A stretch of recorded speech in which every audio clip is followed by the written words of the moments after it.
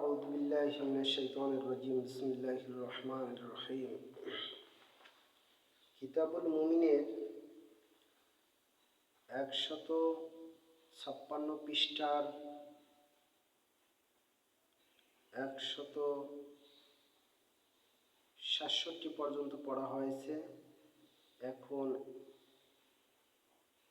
156 পৃষ্ঠার শুধু 67 পর্যন্ত পড়া হয়েছে। এখন 68 পৃষ্ঠা থেকে পড়া হচ্ছে।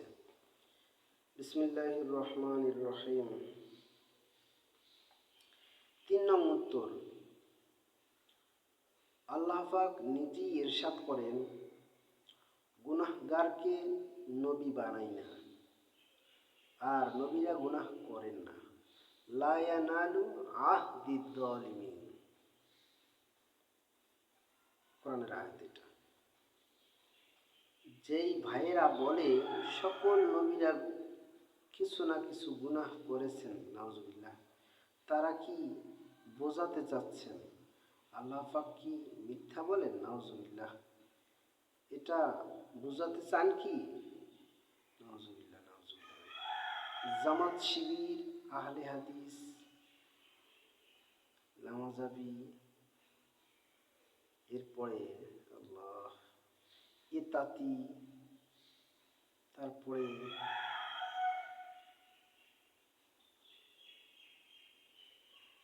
সালাফি, আগের সালাফি না, প্রচলিত সালাফি, আগের আহলে হাদিস না, বর্তমানে ভণ্ড আহলে হাদিস। আগের লামাজাবি না, বর্তমানে ভণ্ড না লামাজাবি। এরপরে জামাত শিবির, শিয়া, এরা নবীদেরকে গুনাহগার বলে, নাউজুবিল্লাহ। কারণ কি? এরা ব্রিটিশ প্রধানমন্ত্রী লর্ড ওয়ারেন হেস্টিংয়ের আলিয়া স্কুল কলেজের বারান্দায় দেয়া পড়ছে, তো এই জন্য ফুল প্যান্ট পরে শার্ট প্যান্ট পরে দাঁড়াই মতে, আর ওই বাংলা ছড়ি বই পড়ে পড়ে সে মুফাসসির হয়ে যায়। রাসূল কারীম সাল্লাল্লাহু আলাইহি সাল্লাম কোরআনের যেভাবে ব্যাখ্যা করছেন, বিশ্লেষণ, সেইটা নিতে রাজি না। সমস্ত কওমি ওলামা کرام, হক্কানি খেলাফতপ্রাপ্ত হক্কানি ওলামা کرام, তারা আল্লাহর কাছ থেকে এই ইলমটা নিয়েছেন। তিনি নিয়েছেন রশিদ আহমদ গঙ্গোহী রহমতুল্লাহ আলাইহি থেকে, এবং হোসেন আহমদ মাদানী এবং আশরাফ আলী থানভী রহমতুল্লাহ আলাইহির কাছ থেকে। তারা নিয়েছে ইমদাদুল্লাহ মুহাজির মক্কির কাছ থেকে, এবং শাহ আব্দুল আজিজ মুহাদ্দিস দেহলভী রহমতুল্লাহ আলাইহির কাছ থেকে। তারা নিয়েছে, তারা ওস্তাদ থেকে ইলম করতে করতে তারা নিয়েছেন রাসূল কারীম সাল্লাল্লাহু আলাইহি সাল্লামের কাছ থেকে ব্যাখ্যা বিশ্লেষণ কোরআনের, এবং রাসূল কারীম সাল্লাল্লাহু আলাইহি সাল্লাম ইলম নিয়েছেন আল্লাহ পাক রব্বুল আলামিনের কাছ থেকে। আল্লাহ পাক তো পারতেন যে জিবরিল ইসলামকে বলতে যে প্রতি ঘরে ঘরে একটা কিতাব দিয়ে আসো, কিন্তু রসুলকে পাঠাইছেন কেন? রসুলকে পাঠাইছেন এইটা বুঝিয়ে দেওয়ার জন্য, ব্যাখ্যা বিশ্লেষণ বুঝিয়ে দেওয়ার জন্য। এখন ব্রিটিশ প্রধানমন্ত্রী লর্ড ওয়ারেন হেস্টিংয়ের আলিয়া স্কুল কলেজে পড়ে তো ওই ব্যাখ্যা নেওয়া যাবে না। আলিয়া মাদ্রাসায় তো বুখারী শরীফ পড়তেই জানে না, পড়াই না, বাংলা ছড়ি বই পড়ে পড়ে জাতির দুঃখ দেয়। এদের শিক্ষা হয়েছে পেট পাল্লা শিক্ষা। কওমি মাদ্রাসা তো পেট পাল্লা শিক্ষা না, এটা আল্লাহকে পাওয়ার শিক্ষা। তো তাদের বদাকিতে হয়েছে সব নবীরা গুনাহগার, নাউজুবিল্লাহ। এটা খ্রিস্টানদের মতবাদ।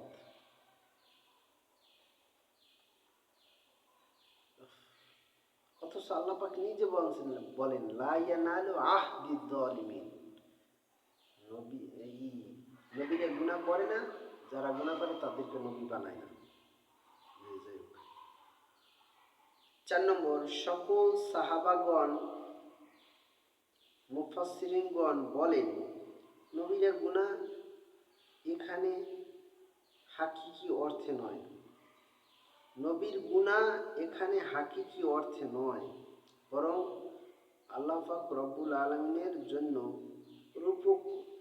আল্লাহ পাক রব্বুল আলামিন গুনাহ নবীদের জন্য রূপক অর্থে ব্যবহার করেছেন।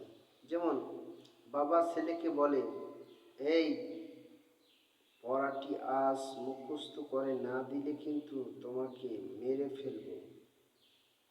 বাবা মেরে ফেলব বলেছেন, পড়া মুখস্থ করে না দিলে কি দুনিয়ার কোনো বাবা ছেলেকে জবাই দিয়ে মেরে ফেলেছেন কি? তার মানে তোমাকে মেরে ফেলবো এ কথা বাবা রূপক অর্থে ব্যবহার করেছেন। আল্লাহ পাকও তার প্রিয় হাবিবের জন্য গুনাহ শব্দটা রূপক অর্থে ব্যবহার করেছেন। এটা রূপক অর্থে যে ব্যবহার করেছেন না হাকিকি অর্থে ব্যবহার করেছেন তা বোঝার নিয়ম হলো কোরআন হাদিসের তর্জমা ব্যাখ্যা শিখতে হবে এভাবে যে আল্লাহ থেকে রাসূল, রাসূল থেকে সাহাবী, সাহাবী থেকে তাবেঈন, এভাবে সঠিক ব্যাখ্যা যারা ক্রমধারায় আল্লাহ থেকে শিখেছে তাদের থেকে সঠিক ব্যাখ্যা নিতে হবে। এভাবে আরবি ভাষার নিয়ম হলো সম্মানের জন্য বহু বচন ব্যবহার করা হয়। তাই আল্লাহ অনেক জায়গার বহু বচন ব্যবহার করেছেন।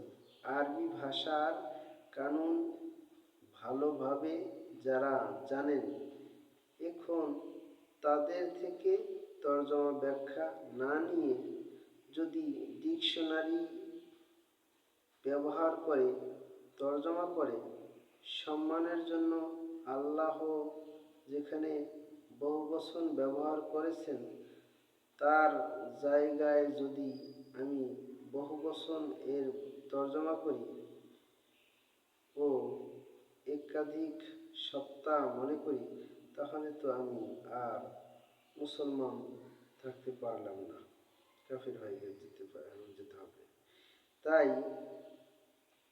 খেলাফত প্রাপ্ত কওমি মাদ্রাসার আল্লাহওয়ালা আলিম থেকে অর্থ ব্যাখ্যা নিব, যারা সকলে বলেন নবীদের জন্য গুনাহ রূপক অর্থে ব্যবহার হয়েছে। ইংরেজরা ইসলামকে সমূলে ধ্বংস করার জন্য প্রাণ কোম্পানির আবিষ্কৃত কাদিয়ানি সহ যত লোককে টাকা ও ক্ষমতার লোভ দেখিয়ে ইংরেজদের দালাল বানিয়ে নিয়েছে, তাদের মধ্যে এক গ্রুপের নাম হলো আহলে হাদিস। কওমি ওলামা-কেরামগণ যখন ইসলাম বাঁচাতে ও দেশের স্বাধীনতা ব্রিটিশ থেকে ফিরিয়ে আনার জন্য যখন যুদ্ধ করলেন, তখন ব্রিটিশরা আহলে হাদিসদের দ্বারা এই ফতোয়া দেয়ালেন যে ইংরেজদের বিরুদ্ধে যুদ্ধ করা বা জিহাদ করা হারাম, এবং নিজেরা ইংরেজদের পক্ষে ও কওমিয়া আলেমদের বিপক্ষে উঠে পড়ে লাগলেন। আহলে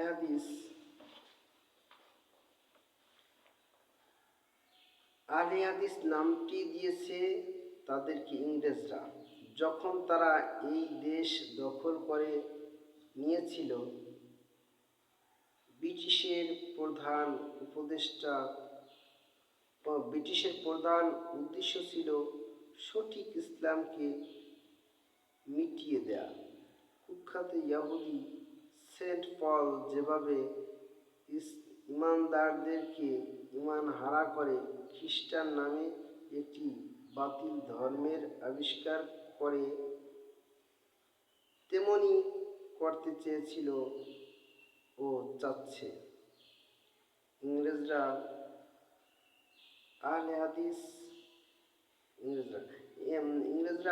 হাদিস নামটি যে অর্থে দিয়েছে সেই নামটি তো ভুল।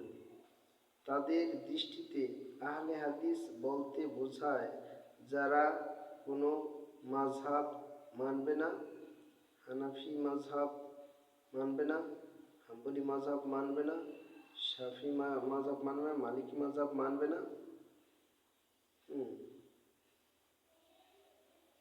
মালিকি মাযহাব মানা যাবে না, শাফি মাযহাব মানা যাবে না, শুধু মাত্র কেবলমাত্র যা হাদিসে আছে তাই মানতে হবে।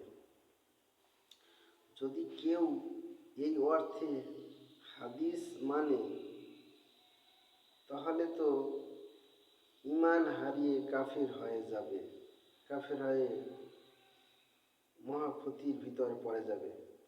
কারণ আল্লাহ পাক রাসূল করিম সাল্লাল্লাহু আলাইহি ওয়াসাল্লামের মাধ্যমে যাদের কাছে হাদিসের ব্যাখ্যা পাঠিয়েছেন তাদের কাছ থেকে হাদিসের ব্যাখ্যা নেয়াকে ওরা নিষিদ্ধ করে দিয়েছে।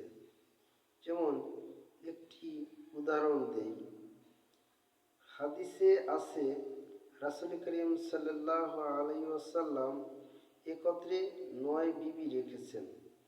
আর আবু হানিফা রহমতুল্লাহ আলাইহি, মালিক রহমতুল্লাহ আলাইহি, শাফি রহমতুল্লাহ আলাইহি, হাম্বলি রহমতুল্লাহ আলাইহি তারা এই হাদিসের ব্যাখ্যা আল্লাহ পাক ও রাসূল করিম সাল্লাল্লাহু আলাইহি সাল্লাম থেকে নেয়ার কারণে তারা বলেন উম্মতের জন্য 4 এর বেশি বিবি একত্রে বিদ্যমান রাখা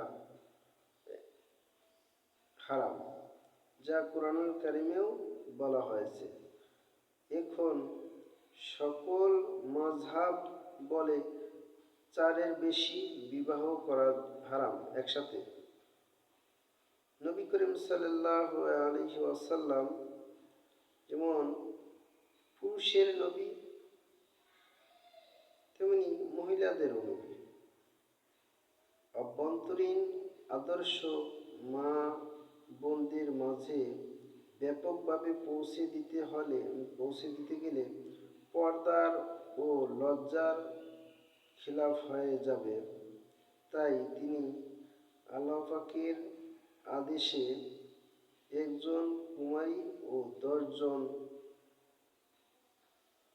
অসহায় বিধবাকে বিবাহ করে তাদেরকে আশ্রয় দেন এবং তাদের মাধ্যমে সারা দুনিয়ার মা বোনদেরকে জাহান্নাম থেকে বাঁচানোর জন্য আল্লাহ পাকের সাথে সুসম্পর্ক করিয়ে দেওয়ার জন্য ও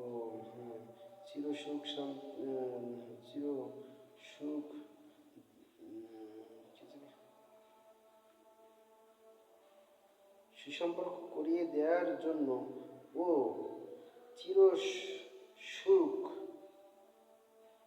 জান্নাতগামী করার জন্য তাদের কাছে ইসলামের আভ্যন্তরীণ আদর্শ পৌঁছে দেওয়ার পদক্ষেপ নেন।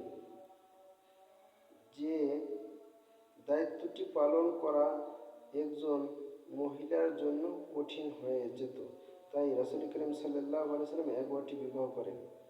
হাদিসে বলে নবী করিম সাল্লাল্লাহু আলাইহি ওয়াসাল্লাম 9 জন বিবি একত্রে বিদ্যমান রেখেছে। এখন ওই ভাইদেরকে বলুন হাদিস মানবে নাকি মাযহাব মানবে। যদি বলে 9 জন বিবি একত্রে বিদ্যমান রাখা হালাল ও জায়েজ, তাহলে তো সে কাফির হয়ে গেল।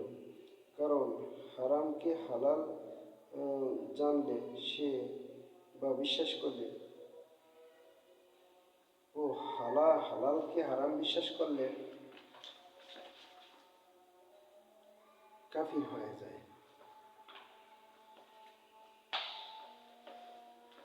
আলহামদুলিল্লাহ, কিতাবুল মুমিনের 70 পৃষ্ঠা পর্যন্ত পড়া হলো, বাকি অংশ পরে পড়া হবে ইনশাআল্লাহ। আসসালামু আলাইকুম ওয়া রাহমাতুল্লাহি ওয়া বারাকাতুহু।